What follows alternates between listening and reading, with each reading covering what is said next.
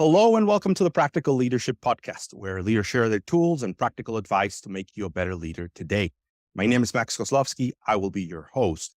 And boy, do I have a show for you guys today. Cleveland Justis and Daniel Student, they are colleagues at a Portrayal Group. You guys can help me if I mispronounce that.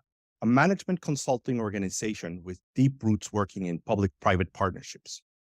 Cleveland is an accomplished organizational leader in entrepreneurial arenas and has served as a co-founder and director of the Institute at the Golden Gate and executive director of the Headlands Institute. He's also led UC Davis's Institute for Innovation and Entrepreneurship. Daniel has been a cultural, environmental, and social sector leader for over 20 years. He brings a unique cross-section of creative and business strategy to his work. He designs and leads workshops on teams, communication, culture, storytelling, leadership, change management, and he does this for conferences, organizations, and universities. And I'm super excited because they have a brand new book out, and I just love the subject and I love the content. The book's called Don't Lead Alone. Without further ado, let's get into it. Cleveland, Daniel, it's great to have you guys on the show today. Nice to be here. Thank you. Yeah, thank you, Max. It's great to be here. Excellent. So to get us started, what is something good that's been happening in your world over the last few weeks or months that you'd like to share? I mean, we work a lot with outdoors industry. I think we were both just talking recently just about the sun coming up being a thing we'd like to share. We're both based in California and have had these atmospheric rivers and, just so much happening. And I think that turning of spring is, we both work from home offices. So getting a chance to sit outside and be connected to nature and go back and, take hikes and all that, I think is really lovely. And I will say that I'm also a big baseball fan. So opening day just happened. And so you get that combination, getting that picture in my head of sitting outside at a ball with a beer and getting out to do hikes. I just feel like we should all honor and celebrate this moment that we in humanity share of just, the rebirth of spring just feels very powerful for me. So that's what I'm thinking. Very cool. And I thought it was always sunny in California. What happened, right? I think that's only Philadelphia where I used to live, and that TV show is totally wrong about that too. So no. Cleveland, how about you? I completely second what Daniel said. My other thing I'm thinking a lot about is my course. I teach social entrepreneurship at UC Berkeley, and my students are almost at the end of the semester. So they've been working on final projects around how to take some of the ideas that we're working with here that you talk about on your podcast, Max, and create businesses or social enterprises. And there's students from all over the world. About a third are from Asia, about a third are from Africa, and about a third from Europe and North America. And it's so exciting just to see these students that really are schooled in a different way of thinking about the ways that innovation, business, government, nonprofits can create new solutions to entrenched problems. So that's fun. It'll get a lot of calls and a lot of office hours times with my students. So that's a lot of what's taking my time at the moment. Well, thank you for sharing that with us. So the whole show is about leadership and making it really practical. And one of the things that you talk about is entrepreneurship. And when I think about leadership in business, I think about entrepreneurs, right? The people that are innovating, changing things, making things better for the whole world. And what better way to do that with social enterprises and social entrepreneurships? I know that that's a very close, near and dear to your hearts. Can you tell me a little bit about where that came from? How did you become passionate about, the social well-being, leadership, and connecting those dots? I think we both came at it in a different direction. My background is my parents were entrepreneurs in the hospitality industry. I grew up around restaurants, hotels, hospitality businesses, and I was also very interested in the application of those ideas to solving social problems and environmental problems. I had a brother and other members of my family and mentors who were interested in solving environmental problems. I thought, how can you combine the forces of entrepreneurship, business with solving social problems, which is, has become a whole movement. There are companies like Patagonia, there's companies that are really see that intersection between business, government, nonprofits as a real driver. And increasingly business schools, leading universities are doing research and teaching courses in this area. So I am convinced, and I've worked in many of these social enterprises just to get practical that are really blending of different approaches. One of the examples we talk about in the book and that I worked on for a long time is around our area, around the Golden Gate National Parks, where there's 10 former military bases that were transitioned into national parks. And there's no way the government had the resources to be able to pay for or make these. So they had to come up with really interesting partnership solutions. Alcatraz is a great example. People come from all over the world to visit Alcatraz, not knowing it's a social enterprise. It's owned by the government. There's a for-profit carrier that takes you back and forth. There's a nonprofit that runs the bookstores and does audio tours, and it spends off $14, sometimes $20 million to support the national parks. But the multiplier effects for the greater Bay Area are massive because of tourism and all the associated benefits. People stay an extra day in this region just to visit this former prison. And so that's a great example, and we could talk extensively about it, but I am convinced, and I see it a lot in my students, that this intersection of the skills needed to bring together business, government, nonprofits is really the future to solving big problems. I really love that approach, and I'll give Daniel a chance to give me an answer to the question I posed previously, but I just love the idea. And for our audience, I think this is super powerful. We tend to see the government as either getting in our way or just another client. And I think that you guys are saying, switch your mindset, start seeing them as a partner. Because together we could accomplish a whole lot more than just a client or something that's getting in your way. So really appreciate that perspective. So Daniel, your passion for, again, social entrepreneurship, working and leading with people, where does it come from? Yeah, and so I just want to, before I answer that, just briefly say, I think you're absolutely right. And just as a sort of yes and to Cleve, I think, through this job, you get to sit down with leaders at the National Park Service, which are many of our clients partner with the National Park Service very closely.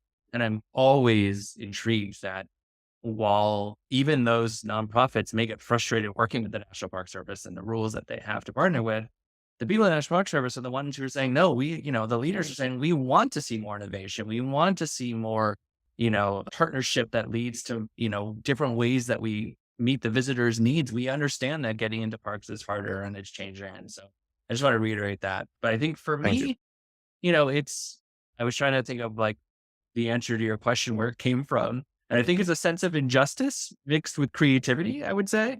I mean, we're going way back here. When I was like in kindergarten, I was always telling the teacher that they were being mean, not because they were picking on me, but picking on other students. Like I was immediately stepping up. I just had this sense of feeling like maybe my own difference showed up in other people's difference. And I've always just been attracted to connecting to people different than me. And that's led all the way up until I got my MBA, where I became friends and closer to all the international classmates, many more than the Americans. And in fact, I married one of them. So I married an international classmate.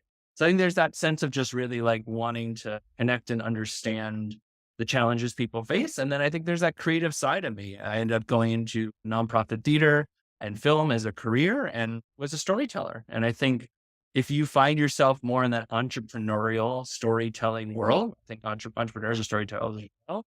It's interesting to think about impact and what you want to do with your voice, because you are somebody who is creative. You are somebody who is thinking differently, and you have an opportunity, if you're an entrepreneur, if you think differently, to do something that is going to better the world. Because not a lot of people have that chance to be like, I see a problem and I'm the kind of person who could play around and build a solution to that. And so I think Cleve and I are really specifically speaking to people, whether they know it or not yet, that could potentially pose solutions to our world. And we're hoping that somebody would pick up our book and pick up our other thought leadership and say, I never thought I was the kind of person. Maybe I'm not an entrepreneur, but maybe I could be within my own company, within my own community. I have a voice, and here's a little bit of a roadmap on how to use that voice. So I think that's ultimately always what we're after, is inspiring people to see that power. That is powerful and cool. And it sounds to me like you identified your values really, really kind of early on and used them to guide you in your decision making and kind of have that bring you to where you are now. On the both of us, I think that's what even though we're very different people, I think you're absolutely right. I think that's what connects the two of us a lot. That is to me like the most powerful motivators But when you're aligned with what matters to you, then nothing can get in your way, and you're going to accomplish beyond your dreams. So let's talk about the concept of leadership. I'm always curious to know where people first learned about this thing called leadership, right? The fact that there are leaders and people that are not leaders out there. I'm curious to know where you guys first learned about the concept. Well, and I would say I question the whole concept of the way we teach leadership, particularly in the United States. So I'm maybe going to question the premise of your question, which is to say, and we do this a lot, is, I think particularly in the United States, we tend to show this hero leader, this hero entrepreneur that is, the kind of classic Steve Jobs or Sheryl Sandberg or somebody who is just, and it's just not true. And it, goes through our history. One of the great examples that is often talked about is Edison. He didn't invent the light bulb, and you could go back to all these stories that we tell. He built an infrastructure that allowed AC current in the light bulb to succeed. There's so many of these. So I would the first leader, just to get to your question, that really inspired me was actually a government leader who realized he couldn't do it all through himself. And so often, it doesn't matter if we're in business or government or nonprofits, we get this martyr leader, we're going to charge it. And then it's just, I think it's ineffective. And frankly, I think it's destructive. So the leaders that inspire me are the people that bring along movements, the Gandhis, the Martin Luther Kings, the people that are, if you really go below the surface, they've cultivated real change, but it's not about them. I mean, Gandhi had a vast infrastructure around him to support his work. Same thing with Martin Luther King, same thing with anybody. So I'm really interested in retelling that narrative of leadership. And it really goes to some of the themes we talk about of thinking like a system, acting like a network, and leading like a movement. Because, and I see this a lot with the generations I teach in university, is they're leading different, because they've grown up with social media, social movements. They're spraying a lot of things that are pretty dramatic, and those traditional structures of business, those hierarchical structures are falling away. And so I'm interested in really different kinds of leaders. Thank you. Daniel, how about you? This whole concept of leadership, where did you first kind of become aware of it or know about it, or how has it evolved over the years? Yeah, I mean, I think Cleve put it really, really great, but I think, when you get your MBA, suddenly it's just leadership, leadership, leadership. And it's very weird to suddenly be there, right? You don't necessarily, as someone going through your life at professional world, think leadership is something you study until you step back and it is what you study. So I think for me, it's always about feeling, someone, is that, got a dog. We got a dog join us who's very, very much with me on that thought. It was always about, I learned it from, stepping up and feeling like I needed to run company in order to, put something out in the world. So it was like I need to be a leader here. I need to start helping people see what my vision is. And, you learn a lot by doing it. And I think it was weird to then realize there were a lot of theories that I could have been thinking about that whole time. And so I think Cleve and I are very much united on there are skills that you learn, and a lot of those are taught in schools. And then a lot of the ones that we put in our book, I feel like aren't taught in schools. A good example would be sort of listening. That's always been a big one for me, right? Like we don't actually teach how to listen to other people and reflect and help them grow through that. We think that that's a quality of a good leader, but we don't get into that. So I think it's just been interesting to see the things that I've developed. And I imagine this is true of anyone who considers themselves a leader, which I hope most people do. You have these innate skills you develop that you start finding words for. But when you're first going out about it, it's really a lot of experimentation, and it will always continue to be experimentation if you're a lifelong learner, as I think to myself. Thank you. And I think that more and more we're waking up to that idea that hero-led businesses are a farce, right? And when you actually talk to real powerful leaders, people that have done great things, they will always say it's about the team, and it's about the team, and it's about the team. So if you're one of those companies out there that feel that you've got to carry the burden, you are the leader, you have to have all the answers, you have to have all the solutions, then you're not really leading, right? You're just putting the weight on your shoulders. and the business will never bloom and blossom because, you know, it needs you versus leveraging the power of a team. One of the things I'll just point out, because this is something that comes up in several of my podcasts, which is, if you are the smartest person in the room, you're in the wrong room, right? You got to have people that are really good in their areas, and you got to listen to them and support them and help them be the best that they can be. And in your book, one of the things that I really liked is that it gives you practical ways of doing it. And it points out some ideas that we can say, well, you know, I kind of knew about that. And some ideas I'm like, never really thought about it. Never knew about that idea or this other idea. Let's talk just a little bit about the book. It connects so well with the podcast.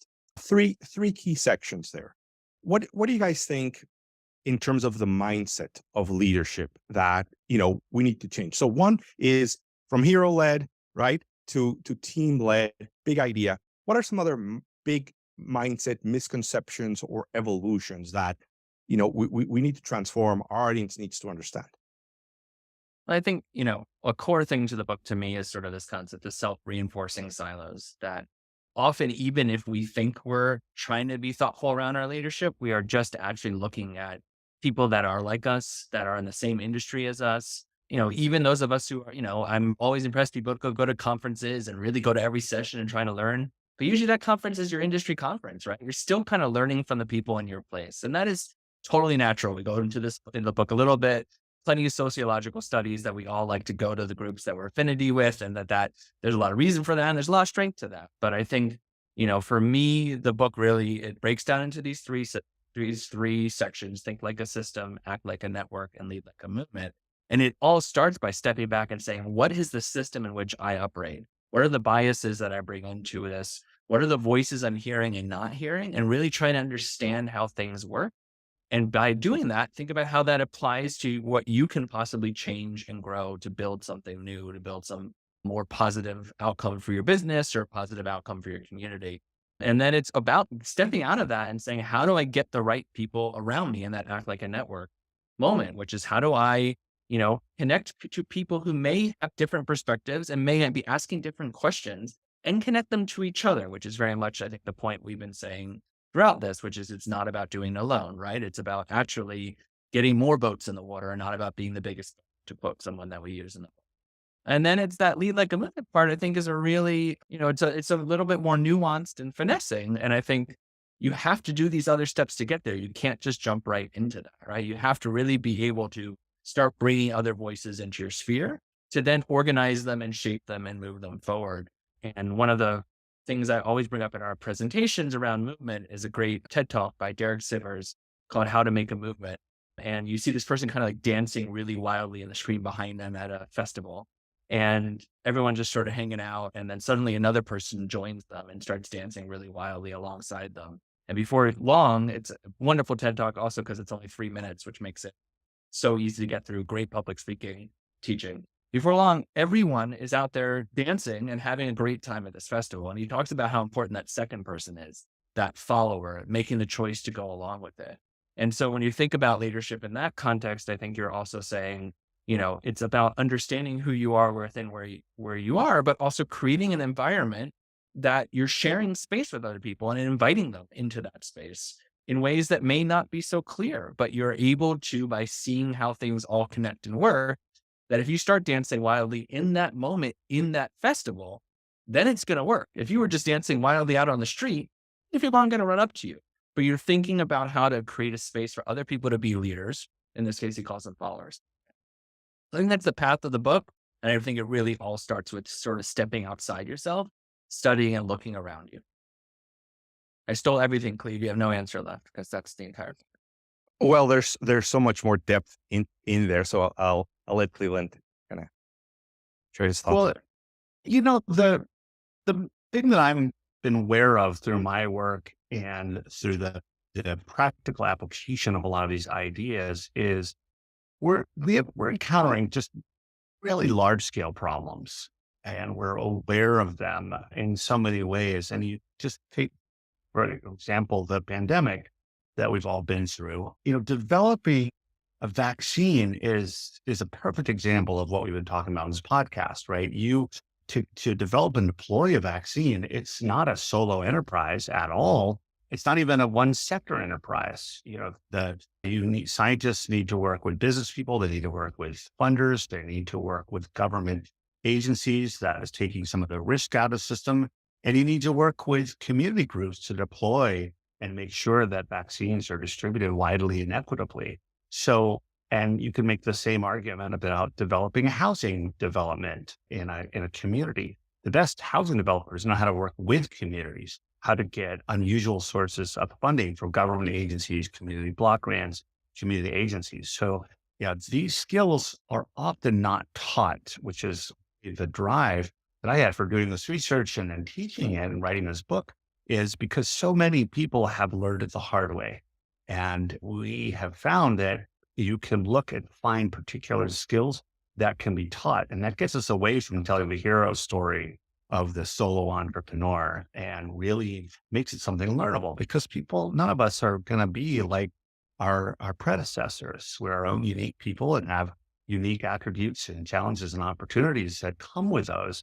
And so we're interested in this book and through teaching and through consulting and helping people develop those skills that will help accelerate those changes, because these changes that we're seeing in climate and social justice and equity are going to demand a whole different skill set than our parents or grandparents had. So you guys have given me a lot, and there's so many doors I could go through right now. I want to go through a few doors that I think will be interesting to our audience. And the first one is this idea of, I guess I'm going to interpret this because this is something I see. You can't lead alone. Great. I need a management team. Great. Let me hire great people. And then you've got them all working in their own dungeons, right? And I think that the big idea is that great people need to be polished up and sharpened by other great people, and interacting and challenging and learning and pushing and driving each other. How do you guys propose that happens, right? Because I'm like, I've got a great marketing person, let them do their job and they'll bring out the outcomes. And then they're working on this silo that's exactly what we're trying to avoid. What are some tools? What is some advice on how to integrate, really have a team that's well integrated and not individualized? Next, I love that you bring that up, because while we study people who do this on quite a large level, one of the things that was a tragedy for me is when we were thinking about another name for this book, I suggested it to a good friend of mine and they were like, oh, that sucks because that book's not going to be for me. That book's only for people who do public-private partnerships. And I was like, no. This book is for you sitting at your desk, working with your team. This book is just as applicable to a marketing person trying to work with an engineering person as it is to a government person trying to work with a major leader of a private corporation. And here's the thing. In both of those circumstances, you're talking a lot about language, right? You are literally often speaking different languages. We think about that around national and cultural terms, right? In terms of actual language, but we forget that Silicon Valley people and Wall Street people speak different languages. Finance people and marketing people speak different languages. And sometimes that's the actual terms, and sometimes it's just the way that they think about the world and think about business challenges. Someone's thinking more about the brand and about the product. Someone else is thinking more about efficiency. Someone's thinking about creating something new and how that works. And someone else is thinking about how the audience and the person buying it's going to appreciate it, right? And so the best moments where that comes together is when you hear what the other person brings forward and you start by what often is referred to as code switching. Code switching is a very challenging term. It can mean something pretty painful often, especially if you're someone who's a minority in this country and feel like you have to put on a fake voice to be part of it. But what code switching ultimately is you take on the persona of someone else, right? So you kind of maybe are mirroring their movements or their language. We do this all the time with our friends, right? When you're the different kind of friend, you often become the relaxed person or the intellectual person. We code switch all the time. But when we have a best friend, what we do really well is we do what's called code mixing. We take a little bit of their language and a little bit of our language, and the way we approach them becomes this sort of, we don't even remember who started what and how it came together. And so we suggest an opportunity for teams and for any of these situations to start thinking about how you can take on some of the language, whether that be actually researching around engineering and understanding engineering a little deeper and becoming more of a subject matter expert if you're the marketing person, asking questions again and listening to, I don't understand why you approach this way. And then also just being very aware of how they show up in meetings, what the presentation of their clothing, their expectations are. And then as a team to find that opportunity to say, okay, you speak a little bit this way, I speak a little bit this way. How can we find that way that we both feel comfortable that can be useful for us? And so we really encourage people to think about that code mixing and co-creation to find that their own team can have its own diversity of language that is its own. That's one approach I would come up with. Excellent. So one of the big ideas is you need to get on the same page in terms of the same language and learn each other's languages, what is important to them, how they value, how they view the world, what they need to accomplish. And I love the idea of stepping into somebody else's shoes and for a moment living in their world and seeing what is important to them. And then this code mixing, right? Like that is a powerful concept. I'm curious how to implement it consciously. Because, going back to your example, you're with friends, you're having a conversation, or you've been with your spouse for a long time, and clearly those codes have been mixed. How do you do it consciously in an organizational way? So we can get back to that. Cleveland might have some other thoughts on the previous point.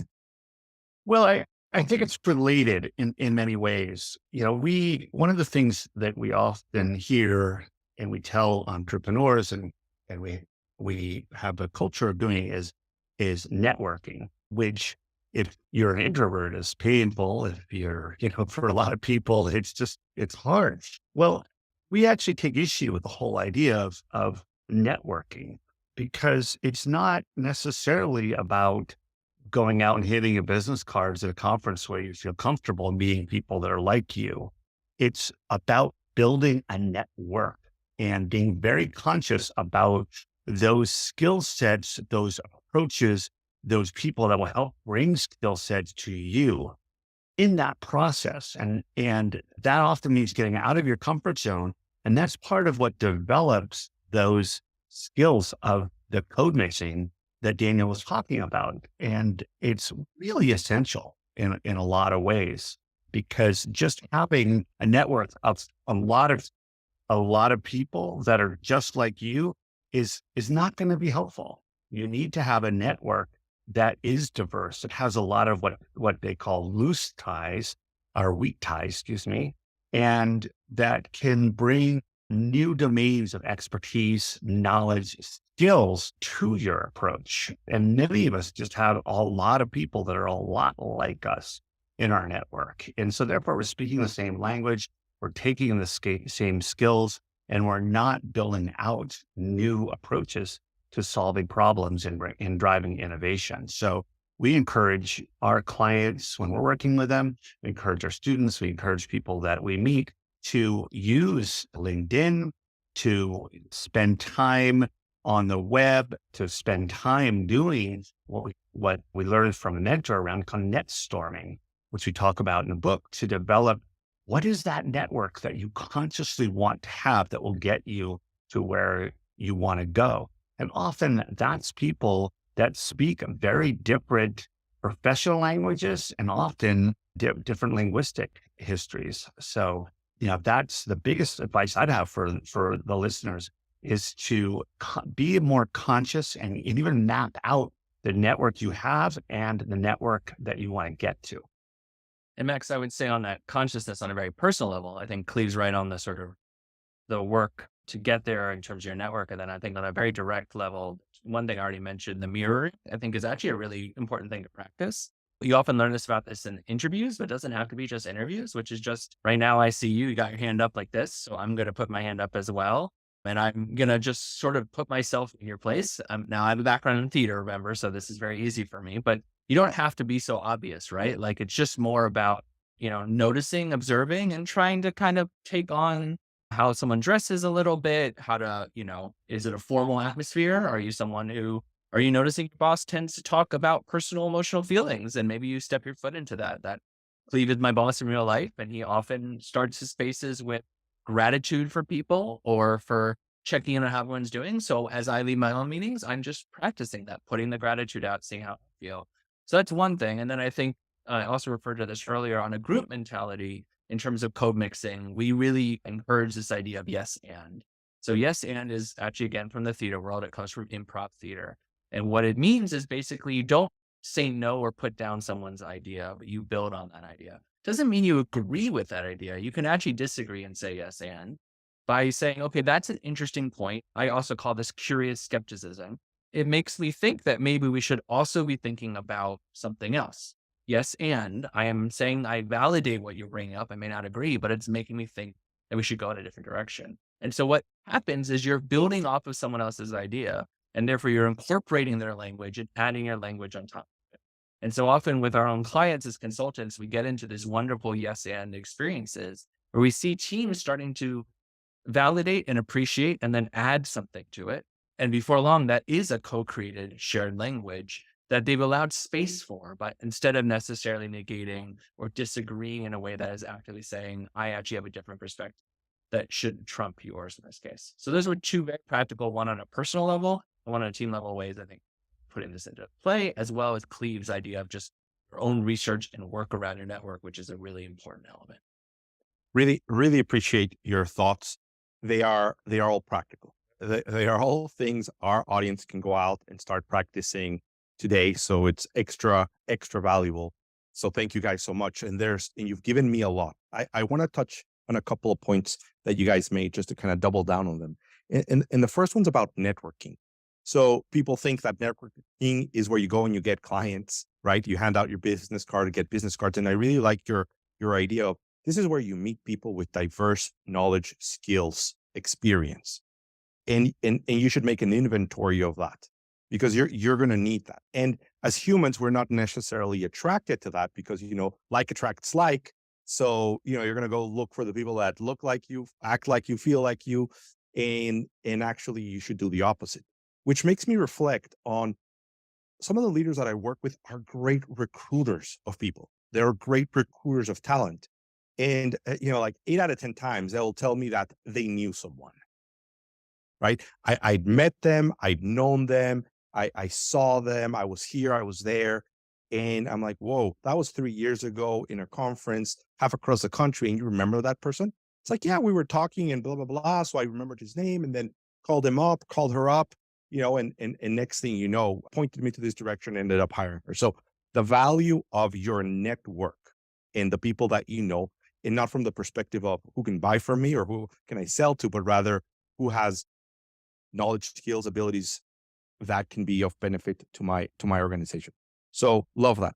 A little game that I've played a few times, being a little bit of an introvert, going to networking events or talking to people is a mirroring game, right? Where you are actually very consciously trying to mirror and connect with people. And it kind of takes away your shyness. It takes away your preoccupation on yourself and, your likelihood of being liked or not, and all those different things. And you're just having fun. And it's amazing to see what happens, right? It's just amazing to see how you can make people feel when you're focused on them and using your skills. So I really appreciate that.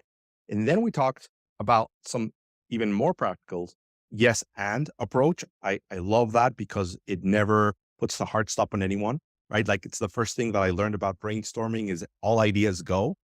So you're saying, all conversations are valid and you can add and you can kind of guide or direct.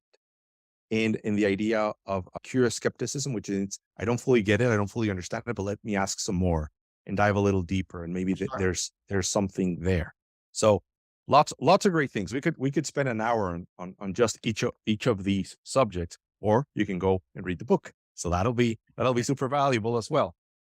Let me switch to another of the subjects that you guys mentioned a little while ago. Making room for other leaders. This is a big one in the world that I live in. I work with a lot of entrepreneurs that have built success on their shoulders, have grown their business and want to continue to grow it, and are having this, psychological challenge, spiritual challenge in many ways, right? Because they're fighting against their egos and having to let go of control, of having the answers, of bringing other people, having other people look really good in front of the group or team where they had been the leaders before. So that's kind of like the context of this, right? What do we do with them? How do we help them overcome that, and how do they make room to develop other leaders? And this goes for all levels, but top levels, something I'm familiar with. I would love to make Cleve answer this because he's way better at it. Okay, so that's how you do it, people. That's how you do it. I'm just going to defer to Daniel. It's a great question. And I have long believed that the most effective leaders are self-reflective. And, it's taking time, and, I've developed a pretty robust meditation practice, and that I start out every day with at least 10 minutes of silence, where it can help me with all the other voices that come in of any leader, any entrepreneur, to be a little more reflective in my work, and to manage my ego, right? I think we all have egos. This is a struggle for most human beings, which is why mindfulness practice goes back thousands of years. Contemplative practice goes back. And I'm not talking about anything that's just, crazy difficult. There's a million apps out there that's 10 minutes that are available for free. I think that really helps. And then I think, to get even more practical to your question, I see this as a skill that needs to be developed. I think the identifying, when I wanted to become an entrepreneur, as went to business schools to learn some of the skills I didn't have, like finance, like marketing, like organizational behavior. These are all skills that I identified that in order to be a more effective business person, I needed to develop and learn. Accounting, finance, reading financial statements. And I think this ability to grow other leaders, to harness other leaders, and to let go is like anything else in life. It gets better with practice, and you're going to make mistakes. You're going to have failures. But for my company to be successful, it has to exist without me. Or the work that Martin Luther King did, he had to inspire other leaders. I'm not putting myself on that plane, by the way. It's just a person who inspires me. But I think that this whole idea of the solo entrepreneur just gets us in trouble, or solo movement builder. So I think it is something that one has to practice, and one has to take time. I believe, I certainly do every day, to sit in silence. Sometimes that's hours a day, if I could make it time when I'm on vacation, to better harness myself and to keep my own ego in check. I think we all have that. Thank you. So I'll summarize a couple of things. So I think that the mindset of understanding that the business has to be able to go on without you is a really powerful starting point. Because then you're like, okay, if this business is going to have to go on without me, then I'm going to have great people and great leaders, and I'm going to be gone at some point. So that kind of really changes things. Then I think the idea of I need to develop certain skills that I don't currently have. And so often people are thinking about the, hard skills, the finance and the marketing and the systems and the processes. And I don't really like the concept of hard skills and soft skills, because typically we tend to like hard more than soft. Nobody likes, regular strength anything. Everybody wants extra strength. So the idea here is the skills that have to do with developing people, letting go of your ego, being vulnerable, listening. All those other skills are skills that can be acquired.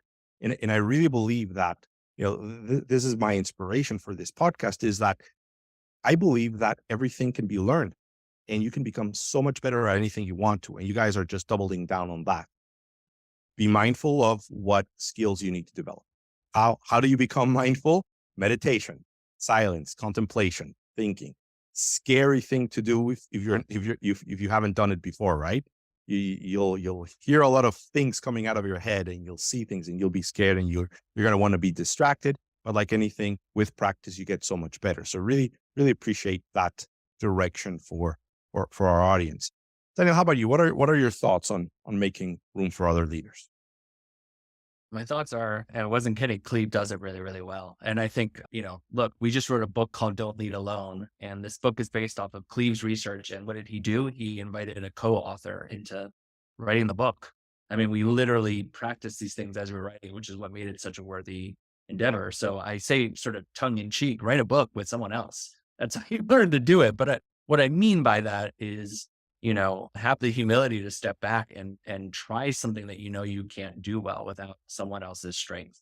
And whether maybe that can't happen in your business currently, maybe you are really the engine that drives. So find a way in your own life to have that happen. Find a way to join a board of directors and see what other strengths come in for a nonprofit that you're supporting.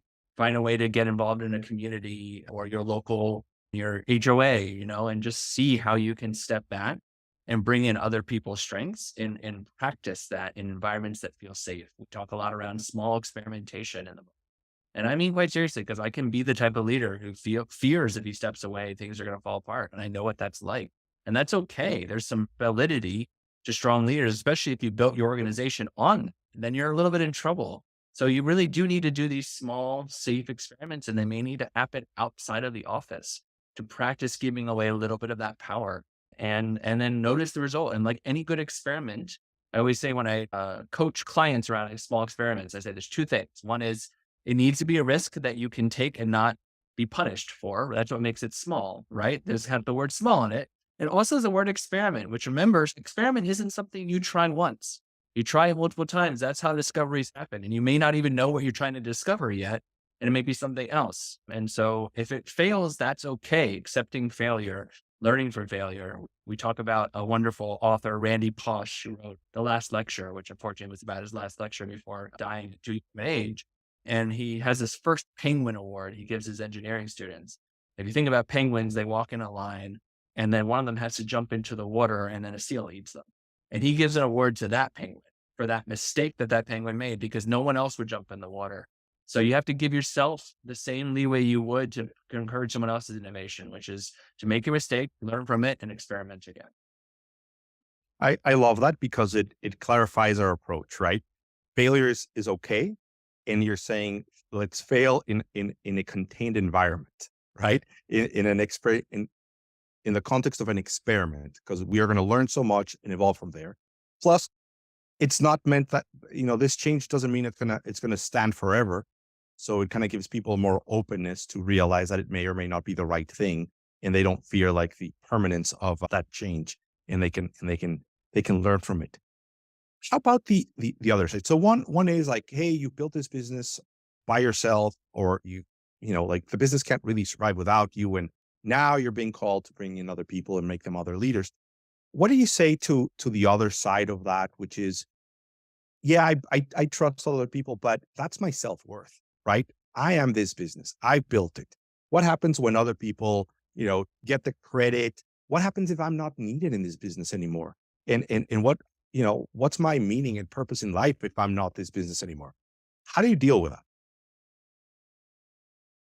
I think Cleve and I are both united by the fact that we went back to school at a little bit of a later age and we went back to learn. And for me personally, I mean, I did kind of flame out of my career, I'll be honest. I was running a theater nonprofit. I was really building that sort of nonprofit arts career. And my organization didn't end up making the money I wanted to make. It was a struggling business. I didn't feel happy being creative anymore as much as I loved it. And I had to, really step back and ask big questions about life and what my role was and go through that work. So I think for me, the answer is just sort of step back and get back in a learning place. And whether that means going full-time into MBA or just signing up for some online workshop, but just surrounding yourself with other learners, I think is the key. I took an IDEO workshop shortly after that happened, a wonderful design thinking firm. And it was funny because most people who were taking the workshop were doing it for their business. And I came in and they're like, okay, what's your business challenge you're trying to face? I was like, it's figuring out what I want to do with my life. And people loved it because it gave me that space to be vulnerable with them as they were going through that. And I got to practice their challenges. So, I don't think you need to step back and sign up for 2 years of full-time school like Cleve and I did. And then Cleveland got his PhD, so even more. But I think there's something united around our two stories of approaching the learning moment and going in deep to that and saying, it's okay for me. If it's okay for me to step back and look at this might be, again, a leadership moment for me that I can signal to my whole team that we're all learning. And I think we do that all the time in our consulting firm. We step and we signal, let's all talk about this and figure out this together. So that would be my life lesson that I certainly feel like can be applied again in some safer ways than maybe doing a full-time MBA. Excellent. So reflect on yourself and how you need to evolve, right? Like kind of get clear about what your next step is, which will make it more comfortable for you to kind of step out of a role and make space for something new. And if you're Yeah. around other learners. And put yourself in a position with other learners. That was the other key. Like put yourself in a position to be around people who maybe ask the same question. That's, I think, so important if you're not someone whose instinct allows you to do that. Very cool. But I think there's a lot to say for that learning. I really like that we're talking about that because, and this is another concept for mindfulness of beginner's mind, right? From Buddhism, a beginner's mind. If you assume you know it, you're really not learning anymore. And it's a little like putting on, someone else's shoes, literally, or trying to write your name with your non-dominant hand. You realize you have to be a lot more thoughtful and conscious and focused in what you're doing. And that allows you to see things in new ways. Then really struck recently, I have a teenage son and there's this trend with college students now where they're going back to film photography. And I love it because this is a generation that grew up with digital cameras where photos were cheap. They didn't mean anything, right? You just take pictures and everything. Well, she's having to go consciously and think about the composition of every photo because they're going back to developing the film in dark rooms and using enlargers, which just seemed like old technology, but he's actually learning and becoming a much better digital photographer because he's having to learn a different way and approach. And I love that. And it's not just him. I'm seeing it with some of his peers from other universities and places. And it's getting back to the book and working together. Daniel's a theater person. I'm not an actor in any sense of the word, right? I'm an entrepreneur and an environmental leader, an educator. And I learned so much. And was it always, no, absolutely not. We had some really uncomfortable moments. And, I would think that one of the things I would say to your listeners is in some ways, what are you afraid of really? Right? Like what, when it's just back to the writing with a non-dominant hand or changing the way you walk or trying on a different pair of shoes or whatever the activity is it's uncomfortable, but is it really threatening? And, yes, we develop skills and by discomfort, by pushing ourselves, finance was my least comfortable class in business school, which is exactly why I took it, because things I'm comfortable with, I'll figure out on my own.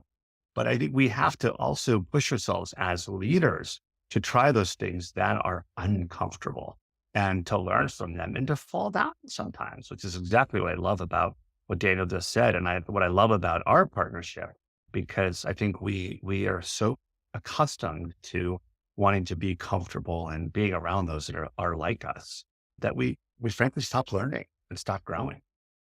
Really, I really appreciate that. I'm gonna summarize it this little section with kind of like the last thing I heard, right? Because some of the question that I had is like, how do you know what you need to be learning about? And I think you said it. What makes you uncomfortable? That's what you need to go learn.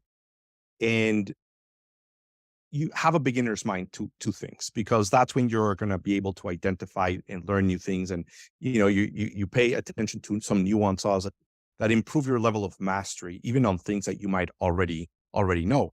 And the other big idea is something that I'm like a huge proponent of. And that is know the fundamentals, right? When you know the fundamentals of what you're working with, it's just going to make you so much better. Even if the fundamentals are like 10 levels below the level you're working at, you still need to know those fundamentals. And in this case, like the film photography, you can't have 1,000 shots and Photoshop them, which means you're going back to those fundamentals, right? And by being good at that, it'll make you good at everything else. And I think that happens a lot in business as well, right? We skip over the fundamentals and we're not working on communication. We're not working on leadership. We're like trying to play we're trying to make some fancy plays and we forget about these critical fundamental pieces that we're going to need in business. And I love the idea, what are you afraid of? And I think that question of what are you afraid of is very powerful, whether it's what's your next stage in life, your next step in business, the next thing you need to learn, because I think that there's a lot of, it contains a big message. And I think that you guys bringing it up means if you can figure out what you're afraid of, it might point you in the right direction. So we could probably extend this podcast for a couple of more hours here, but I'm gonna attempt a little summary. And while I'm summarizing, you guys can think, because I'm sure I've missed some things that you guys would like to talk about or comment on. So whenever I'm done with my summary, kind of I'll ask you, right? Like, what have I not asked you that we need to talk about? But I think a few things. In the big idea is the government is your friend, not only your client or getting in your way. Try to work with them. Find ways to connect and add value. And it opens up a huge possibility for social entrepreneurship. And I think that the point here is, social entrepreneurship is the way that we solve big problems together. And we can all win and we can make money. So it's a great combination. Hero leadership is a farce, right? These big heroes that we see and hear and revere, the fact is they never do it by themselves. There are always really great people around. And even if they were, they're like 1 in a billion. So that, your odds are low anyway. It's all about people and it's all about team. And I think that the best leaders are those that inspire movements, as you guys were saying, right? So your focus is to inspire movements. In the book definitely goes into more detail on how to do those things. Stop looking for people that are like you, because that's not where you're going to find that diversity. That's not where you're going to find the complements to your team, into your gaps, whether it's in your organization or to yourself. So when you're networking, it's not about exchanging cards. It's about learning about other people and keeping track of what value you could give to them and what value they can bring if you were to work together with them. What systems do I operate in? I think that's such a huge concept. I think a lot of people operate in systems that they don't even recognize that they are operating in a system. So the moment you challenge it, you can put yourself in a better system and recognize what's working for you, what's not working for you, and how you could go to evolve that. We talked about people polishing other people, and there was a lot to be said about that. So let's see, what did we say here? We said a lot of things. You need to speak the same language. You cannot be siloed. So the idea of, hey, just bring some great people on board, that's just half of the job. The second part of the job is to get people to code switch, right? Where they can relate to others better. That will lead you to code mixing, which is everybody becomes better because of each other. And I think that's just a powerful idea that everyone listening here really needs to contemplate. How do we build a team where each individual contributes to the well-being, not of just the organization, but of the team at an individual level? I think it's a super strong idea. Let's see. Yes, and I really love that. Yes, and improv. Never stop an idea, never stop the flow. Figure out what you need to learn about the idea and how you could, it's okay to be skeptical, challenge it, but ask questions and dive deeper and really try to understand. And then the yes and might be where you can add the value of, have you considered this? Have you looked at that? And then you're co-creating versus directing or stopping the ideation. What skills need to be developed? I really like that idea as well. What are the skills that you need to develop? What are the skills that your organization needs to develop? And becoming aware of those. And I really like, Cleveland really talks a lot about mindfulness, meditation, getting, I mean, it kind of starts diving into some spirituality conversations as well. And making sure that you have that time to reflect, to learn, and to grow. One of the advice for making changes in your leadership style and how you go about in the world is small experiments test them out. And one way of doing that is by joining groups. So you get involved, you're a board member somewhere, you're in a homeowner association even. And if you're one of those, leaders, you could say, let me step back. Let me see how other people do it. Let me bring other people into the conversation. Let me, see how other people do it. And then thinking about experiments. And I really like not only the idea of experiments, but how you phrased it. It's a risk that you can take. So you might make you a little curious and make you a little bit uncomfortable, but you're not making an experiment something that will ruin your business either, right? So understanding that it's a risk that you can take and that you're going to have to try multiple times.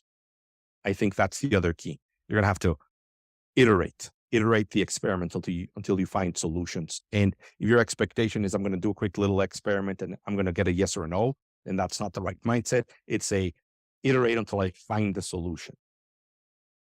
Surround yourself with other learners. The big idea is if you want to know how to grow, how to evolve, how to continue your journey, surround yourself with other people that want the same thing and that also want to learn, that also want to grow, that are curious and like to share, ideas. And then we talked a little bit about the beginner's mindset, which is go at it as if you didn't know it. And you will be able to find things and understand things in a better, deeper way, maybe in a way that you never even knew or understood before. Going back to basics and fundamentals, kind of the story about the college trend of using film again and getting really good at being able to take photography, even digital pictures, because now you really understand the fundamentals. And along the whole way, there's this ego thing that's kind of just lurking in the background, right? Because that's what tries to keep us safe, tries to keep it in the same place, tries to avoid the risk of not leading alone. And you've got to ask yourself, what am I afraid of? And kind of take it head on. I know I've probably missed a lot of things. You guys added so much value. There was so many great things, but these are just a few of the ideas I kind of picked up on related to that I really wanted to kind of point out and take a note of. I want to ask you guys, what did I miss either in the summary or a question that I didn't ask that you would like or a thought that you'd love to share? I know you probably have more than one, so I'll give you an opportunity now. You summarized that really well. We've talked a lot.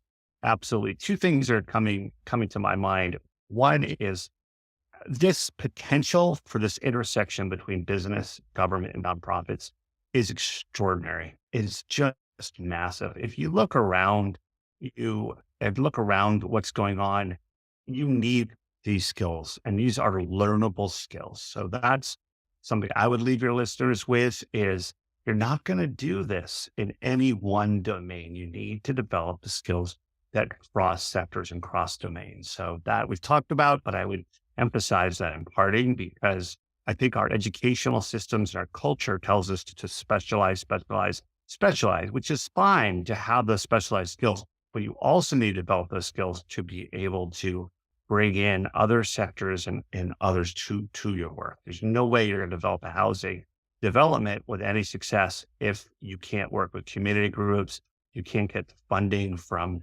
government agencies, and you can't navigate through the permit process. So I think that is key in almost any large scale projects that an entrepreneur or your listeners would do.